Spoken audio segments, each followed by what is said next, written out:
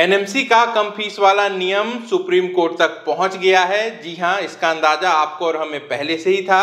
पूरा मामला क्या है, किसने केस फाइल किया है और क्या कार्रवाई चल रही है, सारी डिटेल्स जानेंगे आज के इस वीडियो में। नमस्कार, मैं हूं Prabhakar Bharti, medical admission counsellor. आप सबका बहुत बहुत स्वागत करता हूं।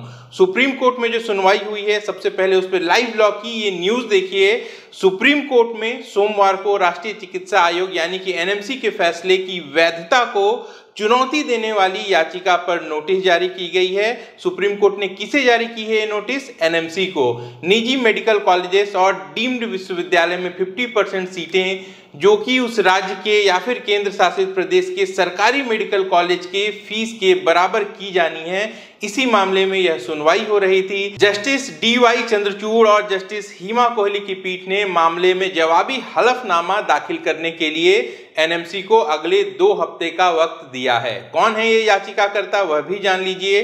AHSI यानी कि association of health sciences institute. क्या है ये? जैसा कि नाम से ही स्पष्ट हो रहा है, यह एक एसोसिएशन है, वेस्ट बंगाल से बना है और वहां पे जितने प्राइवेट कॉलेजेस हैं वे इनके सदस्य हैं। इसका रजिस्ट्रेशन विगत 25 जून को संभवतः इसी उद्देश्य से हुआ है कि एनएमसी के इस नियम को सुप्रीम कोर्ट में या फिर हाई कोर्ट में चुनौती दी जा सके।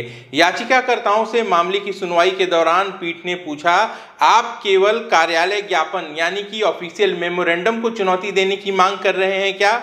याचिकाकर्ता के वकील ने तर्क दिया कि टीएम पाई और विभिन्न अन्य निर्णयों के मामले में स्थिति पहले ही स्पष्ट हो चुकी है कि फीस का मॉडल क्या हो सकता है। उन्होंने कहा, इसके अलावा केरल हाई कोर्ट ने पहले ही इस ज्ञापन के दोषी हिस्से पर रोक लगा दी है, लेकिन केवल केरल के क्षेत्र तक ही यह डिसीजन सीमित है। ऐसे में पिछले हफ्ते केरल हाई कोर्ट ने माना था कि एनएमसी का निर्णय, जो कि निजी मेडिकल कॉलेज और डीम्ड विश्वविद्यालय में 50% सीटों पर फीस सरकारी मेडिकल कॉलेज की फीस के बराबर जो बात हो रही है, केरल राज्य में लागू नहीं होगा। बेंच ने पूछा, आपने कलकत्ता हाई कोर्ट का रुख क्यों नहीं किया? इस पर याचिकाकर्ता के वकील ने यह जवाब दिया, एनएमसी निर्देश का संचालन अखिल भारतीय है, इसीलिए वह सुप्रीम कोर्ट में आए हैं। और जल्द सुनवाई की मांग करते हुए वकील ने तर्क दिया कि प्रवेश प्रक्रिया शुरू होने वाली है। हालांकि इस पे बेंच ने तुरंत जोड़ा कि प्रवेश पूरा नहीं होगा, आप जानते हैं कि प्रक्रिया में कितना समय लगता है। AHSI द्वारा दायर याचिका में कहा गया है कि सुप्रीम कोर्ट ने विभिन्न फैसलों में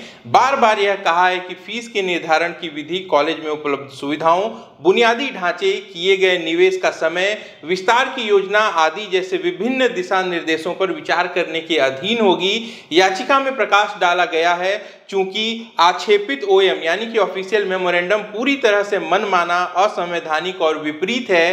कानून की नज़र में इसका कोई भी अस्तित्व नहीं है। यह इस माननीय न्यायालय द्वारा की गई घोषणाओं के विपरीत है, जो ऐसी किसी भी शर्त को याचिकाकर्ता जैसे निजी गैर सहायता प्राप्त शिक्षण संस्थानों को भारत के संविधान के भाग 3 के तहत गारंटीकृत मौलिक अधिकारों पर प्रतिवादी द्वारा लागू करने को प्रतिबंधित करती है। आक्षेपित कार्यालय ज्ञापन में निर्धारित दिशा निर्देश एनएमसी को प्रदत्त शक्तियों से परे हैं और कानून की नज़र में इनकी कोई वैधता नहीं है। वास्तव में याचिका के अनुसार मेडिकल कॉलेजेस की फीस तय करने का अधिकार केवल एक ही प्राधिकारी में निहित है, जो प्रत्येक राज्य में हाई कोर्ट के सेवानिवृत्त जज की अध्यक्षता में शुल्क निर्धारण समिति है। जी हाँ, हर एक राज्य में एक शुल्क निर्धारण समिति होती है जो उस राज्य के प्राइवेट कॉलेजेस की फीस निर्धारित करती है।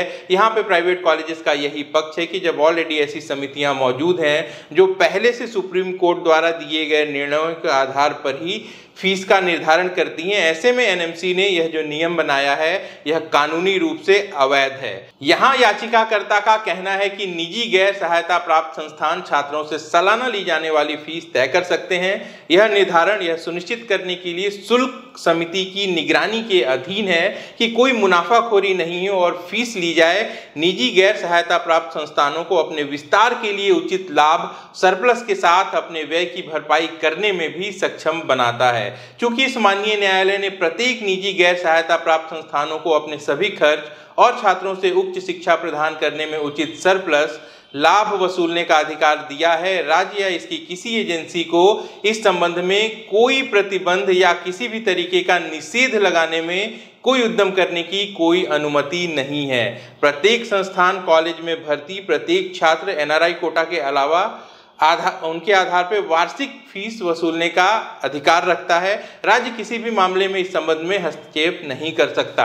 आसान भाषा में इस बात को समझिए, यहाँ पे याचिकाकर्ताओं का यह कहना है कि पहले ही कई सारे कोर्ट के डिसीजन में यह तय हो चुका है कि प्राइवेट कॉलेजेस की फीस किस तरीके से तय की जाएगी। यहाँ पे कॉलेज का तर्क यह भी है कि उनका जो वर्तमान सिस्टम है फीस निर्धारित करने का, यहाँ पे मुनाफाखोरी की कोई जगह नहीं है। इस तरीके से एनएमसी का जो भी नियम है यह वैध नहीं है और किसी भी तरीके से उनके ऊपर दबाव नहीं बनाया जा सकता।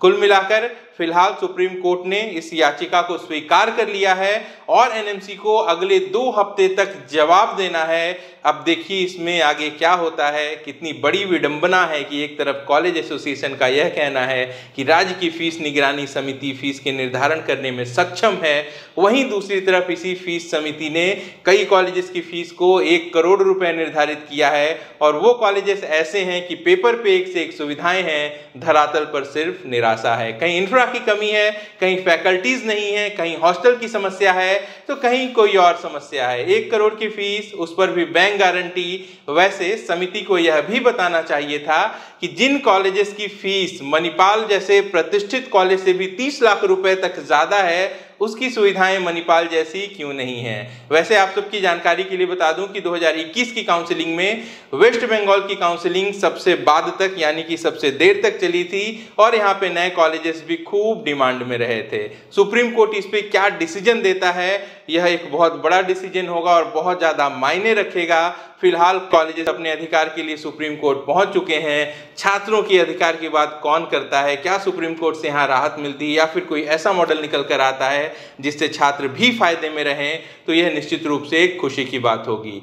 एनएमसी के ऊपर एक वीडियो मैंने इससे पहले भी पोस्ट किया था जिसमें मैंने सरकार की इन्हीं खामियों की तरह ध्यान आकर्षित किया था कि कैसे वो अपने पहले बनाए गए नियम को ही इस एनएमसी के नए नियम में क्रॉस कर रही हैं या फिर उसमें किस तरीके की दिक्कतें हैं लागू करने में। अगर आपने यह वीडियो नहीं देखा है तो इस वीडियो के डिस्क्रिप्शन में लिंक है, वहां पे जाके आप इसे भी देख सकते हैं। नीट काउंसलिंग से जुड़ी अपडेट्स के लिए सब्सक्राइब कर लें हमारे चैनल को, लाइक कर दें वीडियो को। अपना और अपनों का खूब ख्याल रखें। मैं जल्द मिलता हूं। नमस्कार, जय हिंद।